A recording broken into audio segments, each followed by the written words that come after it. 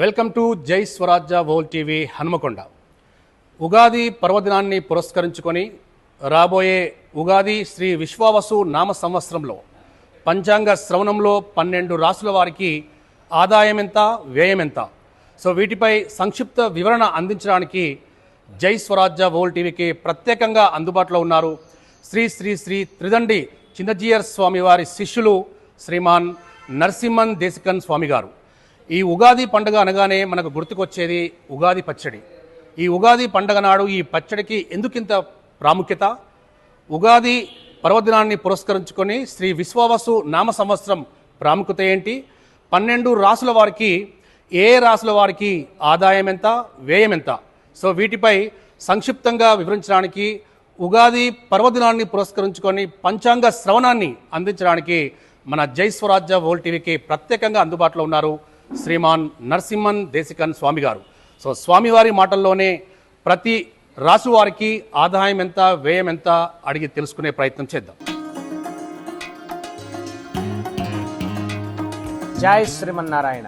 జై స్వరాజ్య టీవీ ప్రేక్షకులకు విశ్వావసు నామ ఉగాది పర్వదిన శుభాకాంక్షలు. ఇప్పుడు మిథున రాశి వారి యొక్క ఫలితాలను తెలుసుకునే ప్రయత్నం చేద్దాం.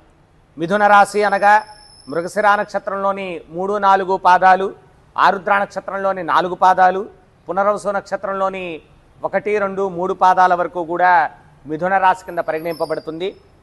అక్షరాల్లోకి వస్తే క, కి, కు, ఘ, జ, ఛ, కే, కో, హ అనేటువంటి అక్షరాల్ని కలిగిన వారు, మొదటి అక్షరం కలిగిన వారు మిథున రాశి కింద పరిగణింపబడుతుంది. వీళ్ళకి ఆదాయం 14, వ్యయం 2, రాజపూజ్యం 4, అవమానం 3గా మనకు తెలుస్తోంది. ఈ రాశి వారికి గురువు వత్సరాది మే 13వ తారీఖు వరకు 12వ స్థానమందు, మే 14 నుండి సంవత్సరాంతం 1వ స్థానమందు, రాహువు మే 14 వరకు 10వ స్థానమందు, మే 20 నుండి సంవత్సరాంతం 9వ స్థానమందు, కేతువు మే 19 వరకు 4వ స్థానమందు, మే 20 నుండి వత్సరాంతం 3వ స్థానమందు, శని సంవత్సరమంతా 10వ స్థానమందు సంచరించుతున్నారు. తద్వారా వీరికి ఈ రాశి వారికి కొంత మిశ్రమ ఫలితాలు కలిగేటువంటి అవకాశాలు ఉన్నాయి.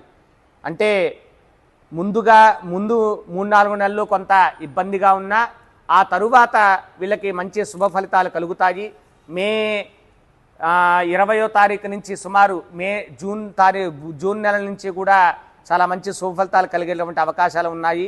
ఆ జూన్ తర్వాత వీరు ఏదన్నా కొత్త పనులు తలపెట్టాలి అనుకుంటే తలపెట్టుకోవచ్చు. ఆ తర్వాత కోర్టు వ్యవహారాలు మంచి అనుకూలిస్తాయి. విద్యార్థులకి మంచి వారు అనుకున్నటువంటి దీంట్లో ఉత్తీర్ణతను పొందుతారు. రాజకీయ నాయకులకు కూడా జూన్ తరువాత మంచి వారికి అనుకూలమైనటువంటి ఫలితాలు ఉంటాయి. ఇలా మిశ్రమ ఫలితాలు, ముందు కొంత ఇబ్బందులు పెట్టినా తర్వాత మంచి అనుకూలమైన ఫలితాలని ఈ రాశి వాళ్ళకి కలుగుతుంది.